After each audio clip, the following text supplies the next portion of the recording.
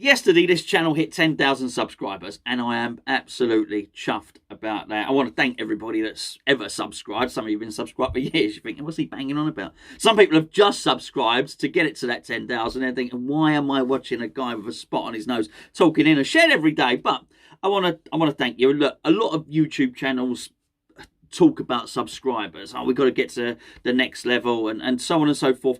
And I've never been that bothered about subscribers. And I'll tell you why, because subscribers doesn't necessarily translate into views. Otherwise, I'd be getting 10,000 views every day. However, I'm pleased. It is a milestone. It is sort of symbolic. And I'm more chuffed with the amount of people that tune in every day. And I'm gobsmacked that a lot of you do, quite frankly. But I do thank you very much for it. It passed me by yesterday because I was so caught up with all this transfer stuff. I'm going to talk about Sebastien Haller in a second, because I also got so caught up with this Adam Plosek transfer rumour that I missed the news. Even last night when I was doing a cup of tea with you, I missed the news about the Ajax link with Sebastien Haller, which I'm not going to discuss in a minute. But just in terms of the channel, I've got to thank all of you, really. Times are changing in Gonzo Towers at the moment. In all honesty, I'm going to try and make a real good go at this video malarkey as my job. I've got a little bit of part-time work, making videos for different things, and my normal job, it's just fizzling out. I mean, this coronavirus has pretty much killed a lot of the industry that I'm in, particularly my one. I've got 2 more jobs for the new year. Then it's gone. There's nothing else basically, and so there you go. So I want to make a go at this. So I've got another channel which next week I'll do a feature on it and ask you and beg you, I'll beg you to, the Orphan Oliver with Begging Bowl. Please, sir, can I have some more? I'll be begging you to subscribe to that because I need 1,000 subscribers. It's called Gonzo's Pinball Flipperama. There you go. I don't even know the name. It's going to be pinball machines. It's going to be silliness. It's going to be some silly songs. It's going to be different bits and pieces. I want to get a number of pinball videos up there first, so there's there is something to actually go on and watch. But I need 1,000 subscribers so as I can basically start making money off of it and start unlocking some of the features that you just don't get until I think you need 10,000 hours of views and 1,000 subscribers. So I want to get to that and just really go for it. But I just wanted to thank you all anyway, because we've hit that sort of symbolic milestone. Missing the news yesterday about Sebastien Haller was quite. It's quite funny actually, because the link, I'm sure you already know by now, is that Ajax, we're in talks with Ajax, and I do believe that this is the case. It's not just a rumour. Apparently we are genuinely in talks with Ajax. Now, firstly, let me just say, before I go on to put perhaps a slightly different spin on it than you may expect, I think it's been a disaster. I've already done their videos about us do our record signings, how bad we are. So before I go on to say what I'm going to say, let me just say I think the transfer has been a failure. I think the Felipe Anderson, which we're going to talk about tomorrow, which was videos today, is a failure. I think the way we spend large sums of money is not well thought through at all. And it is, I think it's a massive sort of black mark on the club that we would do these things and we go about our transfer business in such a way. But having said that, I'm going to draw a line under that, because what are we supposed to do? Carry on moaning about that or move forward? But I think we need to move forward. And moving forward means you probably have to cut your losses. And so let's look at just what Ajax think they're getting. Well, I think Ajax may well be getting a very good player. I just want to say that as well. I don't think there's anything wrong with Sebastien Haller's talent. I think if you know what you're getting and you think he can play within your system, then there's going to be no surprise there. You buy this player, you bring him in, happy days, right? I mean, if they think they can make it work, it's not like they think they're getting a 5'9" tricky speedster who's a right winger or something. They will know they're getting this sort of target man type player who's going to want to try and operate centrally and going to need somebody very close to him to get the best out of him. So that's fine. That's what Ajax get out of it. They also get, I think, a player for, and here's the point, it's meant to be about 23 million quid, something like that, 23, 24 million quid. They get a player who's probably worth more at his peak when he's playing well than what they're paying. So that's the benefit to them. Now, what I can see is because of the money, because the money situation. That's why I want to draw a line under it. What's the benefit to West Ham? Well, we've lost. Yes, okay, we've lost. That's it. So the losses are clear. You could do a whole video, and I did do last week a whole video on why these transfers have gone wrong and the amount of money we're set to lose. Okay, but what do we gain from it? And I've got to be honest with you.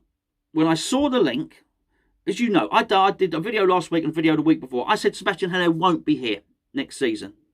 I said that's it. I think he's gone. He clearly doesn't feature a part of David Moyes' plans. So when I saw it might happen sooner rather than later, got to be honest, I was excited. I was excited. It's as simple as that.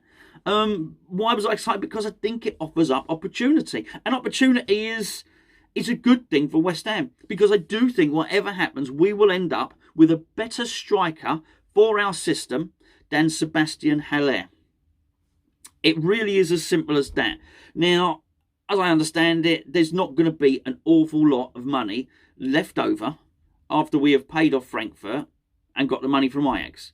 However, we do lose the financial liability for it, which then frees up more money to spend and more borrowing scope. And we know we have a borrowing facility put there. Also, I think we've got another 3 years possibly to pay the remainder of 15 million to Frankfurt. What it also does is it gets £120,000 off the wage bill. That's a lot of money. Over the remainder of his contract, it's a lot of money. So we lose the financial liability, we get a little bit of money in, and we save a lot on wages. That in itself allows us to bring in a player, and more importantly, it allows us to bring in a player of David Moyes' choosing. And this is why I think we need to switch our targets. I would love to think we're going to go and get this Adam Hlosek. I really would. Hopefully when you saw the video earlier, you've gone and had a little look on YouTube and you've done a Gonzo, as they say, and gone and had a little look. And you hopefully you know what I'm saying. There's a very, very good player in there. I hope we readjust our targets, is my point. What I don't want to do is lose Sebastien Haller and then only bring in Josh King. Josh King, as I've said for some time, I would be happy for him to come in for all the reasons I've previously stated, because he's financially a viable target. Well, that's because he was cheap and he was almost on a free. If what we've done is we've lost the financial liability of having to pay Frankfurt back, we've got some money from Ajax as well, and we're saving, I don't know what it is. I'd imagine we're probably saving 15-20 million pound on wages, Sebastien Haller. Well, that's a lot of money. That's a lot of money to then put in to a striker. Particularly, you've got to add in the Ajeti money and the Hugel money and stuff. There is money there, and our borrowing facilities. There's money there for us to go and buy a decent striker. Can we go and buy another £45 million striker? No, we probably can go and buy that for 20-25 million. Who's it going to be? I don't know, but I think I'm excited. I'm excited at the prospect of who David Moyes might want to bring in. I look at his last few transfers. I quite like them. Quite like Bowen, Souček.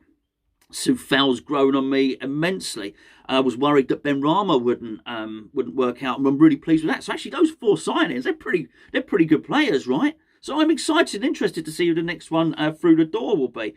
And we really do need one. I think it would metamorphosize the way that we play in terms of when Michail Antonio's out of the team. I think it completely changed the dynamic and not just the dynamic of the team, but the outlook of the club. There's a melancholy. There's a sort of downbeat attitude when Antonio gets injured, which you can understand. It's not just because we don't like to see him get injured. It's because he's so integral to the way we play. We just know when Antonio gets injured, it's going to be a bit slow. It's going to be a bit cumbersome. We're not going to get the same level of performance and therefore the same level of result probably once he's not in the team. I think it takes the pressure off of Antonio, and I think it takes the pressure off of Moyes. I think it takes the pressure off the team. It takes the pressure off the team to feel that they've got to adapt. The pressure off the team to feel that they've got to change formation when really they don't want to. I remember David Moyes' comments after the Brighton game. He said, I got it wrong. He alluded to the fact that he was trying to fit some personnel in to switch back to the formation that he wanted to play, which was the wing-back formation. And he said, it didn't really work. I couldn't quite do it. And he said again, I'm sort of struggling to deal without, he calls Mickey Antonio. I'm struggling without Mickey and Arthur. Mickey and Arthur. He was struggling without them. So he tried something different and he got it wrong. I think if you almost get a like-for-like replacement in there, or at least just somebody that suits your system, you're never going to get a carbon copy of Mickey, of Michael Antonio, are you? Let's be fair, but you get someone more mobile and someone more suited to the system. So in short, it's not short, it's over 10 minutes. In short, I'm excited by this. I got to say, I had a little look on social media. I was seeing some outrage on there. I did it. It's old news. I did it. We did it 2 weeks ago. I said it, didn't I? Look, the transfers, our transfer strategy buying top name players is awful. Well, we've done that to death. Also, there's no surprise, we did it. Sebastien Haller won't be here. He's not staying at West Ham, we know this. So I'm not outraged now. I see opportunity and I see excitement. And I'll tell you what, I'm actually thinking this whole thing allows me to look forward to the transfer window, I've got to be honest with you, a little bit more.